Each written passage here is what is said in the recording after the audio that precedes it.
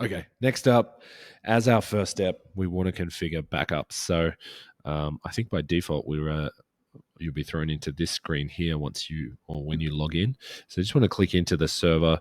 Basically, CloudWays breaks down the setup options in two parts. So either under servers, where you have the server details, and then applications, where you would have individual WordPress settings and settings for each individual site if you have multiple sites on one server.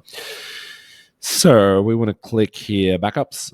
By default, the backup configuration is actually pretty poor. So these are the default options here. I haven't touched them. We've just logged into this new account, and a couple of things we want to turn on. So we want to turn on local backups. While this will use more storage, this makes sure that the backups are also saved onto the server. So we've had problems in the past with CloudWays where we've had to restore backups, and it's taken a very long time to pull them off their cloud storage, like 24 hours, which is unacceptable when you need to restore from a backup.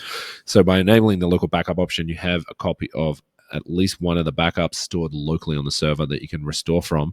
And that also means that the restore is faster and you have access to it straight away. So you can log in via FTP and download the whole thing. So we want to turn that on. We probably want to turn on this one here, 4-week retention instead of 1 week. 1 week's not very long. It's very easy to make it error or a problem with the website, and you need to go back a couple of weeks, something like that. So we want to store the backups as long as possible. So 4 weeks. Just keep in mind, this is going to use more storage on the server. So this is one of the cheap servers. It's only got 25 gig of storage space.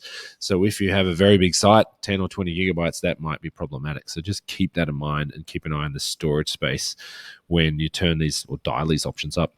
Backup frequency, 1 day is the default, but if you have a busy site, or even if you have a WooCommerce site where changes are happening all the time, you probably want to reduce this window. 1 hour is too frequent.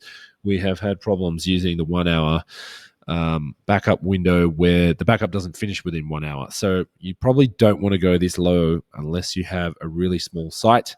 So you want to do 3 hours or 6 hours, and that'll just take snapshots. And because it's an incremental backup, it's not taking a full backup of the site. So if the site is 5 gigabytes, it's not 5 gigabytes every time. It's a backup of the changes. So we want to set that to 3 hours or 6 hours.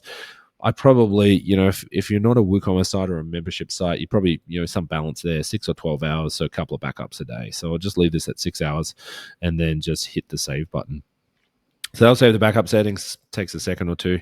And then you probably want to, if you're going to make changes to the site, and we are going to run through a few things here, you probably just want to hit the take a backup now button, and that will create the first backup. But that's pretty much it, pretty straightforward. But yeah, the backup settings out of the box aren't great. So we just want to cover that base first and check that box before we start putting stuff onto the server and loading it up with actual live data.